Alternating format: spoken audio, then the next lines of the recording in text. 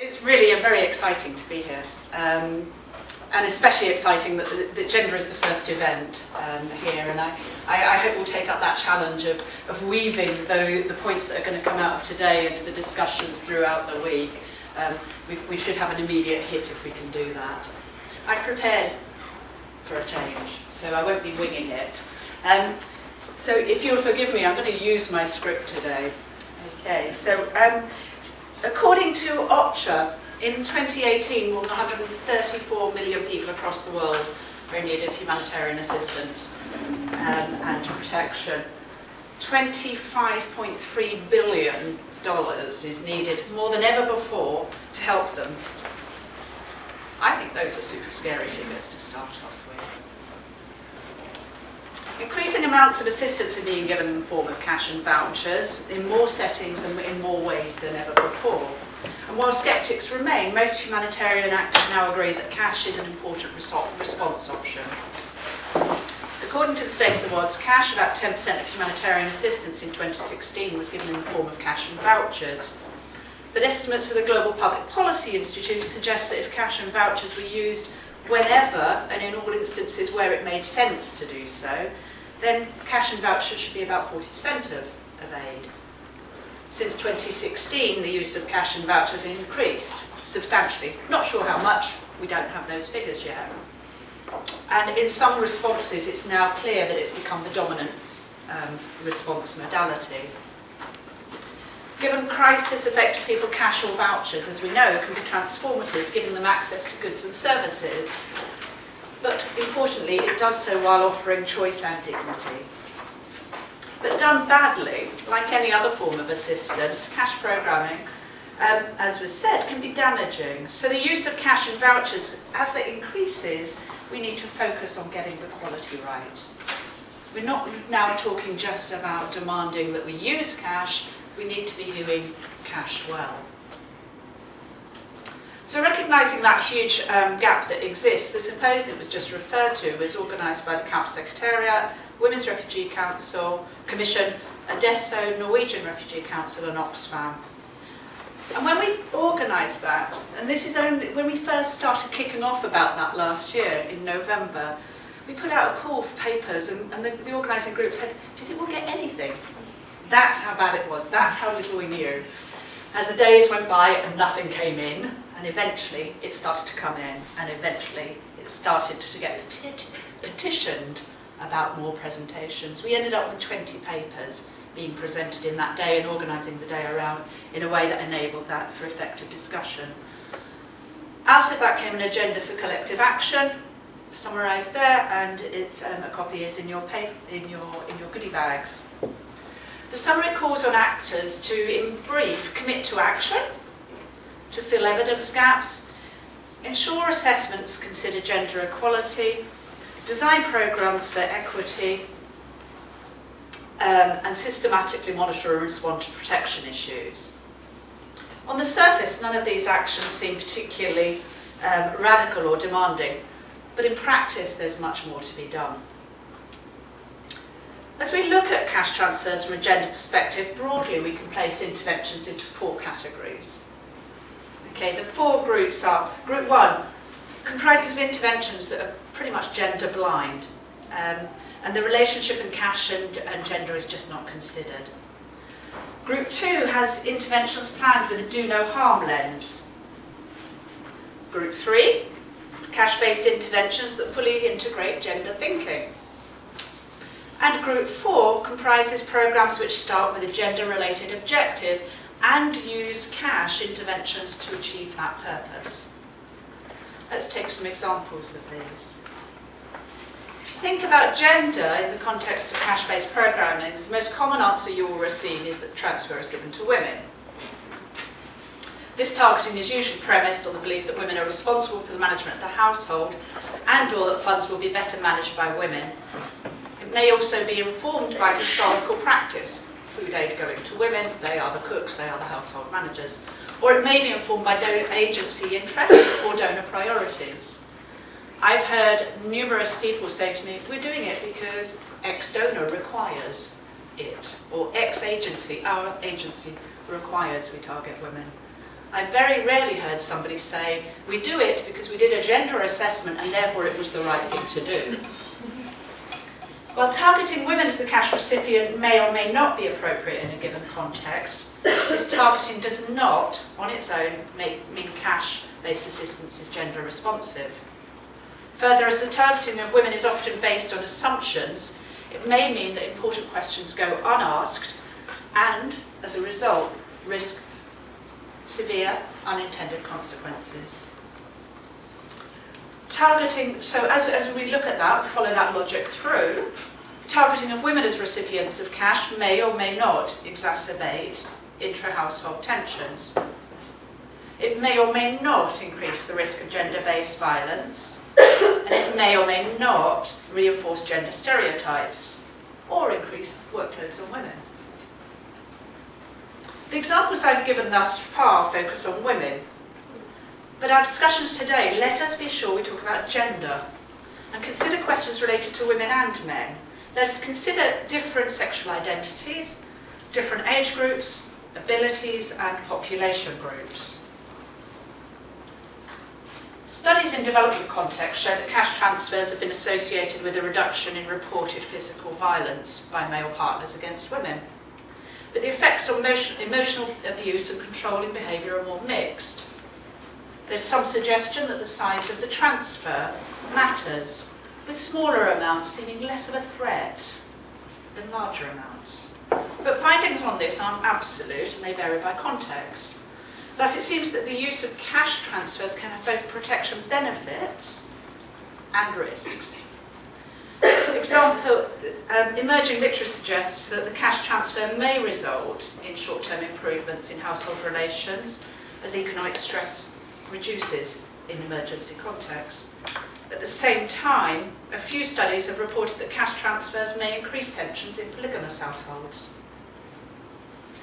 As we know, as you all know, in emergency contexts, pre-existing inequalities tend to intensify gender-based vulnerability and increase exposure to gender-based violence.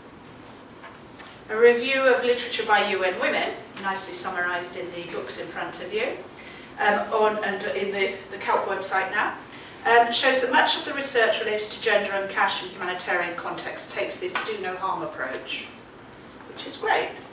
But it means implementers are striving to ensure that cash-based interventions don't create additional risk. They're not necessarily trying to reduce risk. To date, there's been little substantive research on the risk of intimate partner violence and how these risks are affected by cash transfers. The UN Women Literature Review talks about reporting from a do no harm perspective rather than creating equitable gender relations and minimising the risk of intimate partner violence. So, for example, a study of cash responses in Swaziland and Malawi noted there was little evidence of increased risk of IPV, but said little about the potential for reducing violence. Without more evidence, we are in danger of designing interventions based on assumptions and stereotypes. For example, I recently heard of a situation where a programme had to be adjusted following cases of abuse and abandonment of women after women were targeted as cash recipients. In this case, it was the cash recipients, the women, who were abusing and leaving the men, not the other way around. But the programme had been designed on the assumption that the women were at potential risk, not the men. As with any other form of programming, gender assessment should be undertaken and used to inform the design of cash-based interventions. The work of Concern Worldwide in Malawi highlights a number of really interesting issues. Again, that one's in the gender papers. In Malawi, gender-based violence is prevalent and concepts of masculinity are tied with social norms around men having control of household assets and cash. Concern therefore studied the impact of cash transfers on intra-household power dynamics that looked at the implications for the design of programmes that used cash transfers and asset transfers. They found short-term emergency cash transfers temporarily improved joint decision-making at household level and did not result in an increase in GBV. But they found when programmes targeted the wife as the principal beneficiary in the longer term, and high-value transfers were made, the risk of GBV, abandonment and other impacts increased. Gathering, analysing and using gender information is not the norm in cash-based interventions, as I've said, nor in related markets work. So it was returned to markets-based programming. But with committed leadership and deliberate action, things can change, of course, which is hopefully why we're here today. So an example of this, in 2015, WFP's VAM unit in West Africa reviewed 36 of its own and partner market assessments and found that only half included mention of gender dynamics and only 7% of full gender analysis. Based on this review and then key informant interviews, the team concluded that gender was regarded and treated as additional obligation rather than an integral element of sound analysis and informing programme design. It was an add-on. Even when it was considered, it was done in a limited manner, it was somewhat ad hoc. And programmatic recommendations were therefore not strong enough or taken seriously enough to address emerging issues. Since then, that team have taken deliberate action, and there is a growing wealth of information coming out of that part of WFP, so out of the West Africa VAM unit. And that's starting to inform both practice in West Africa and beyond. But arguably, if we all looked at our own market assessments, perhaps go home and do that bit of work, see whether they are really considering gender as part of that. In emergency context, short-term cash transfers focus on security, food security and other immediate needs. Rarely do they touch on issues of women's empowerment. Since women's empowerment is based on factors such as societal norms, individual attitudes, access to resources, social networks and legal structures, cash transfers on their own are unlikely to be empowering. But where they're part of a longer-term intervention, say in a chronic situation or in a recovery context, cash transfers have the potential to have empowering effects, if we think about it. A 5-country study by WFP explored this potential and found 7 domains of change were experienced through the use of cash transfers. They're outlined in the report, so I'm not going to go through what those 7 domains were. These changes occurred when transferred worked with complementary actions.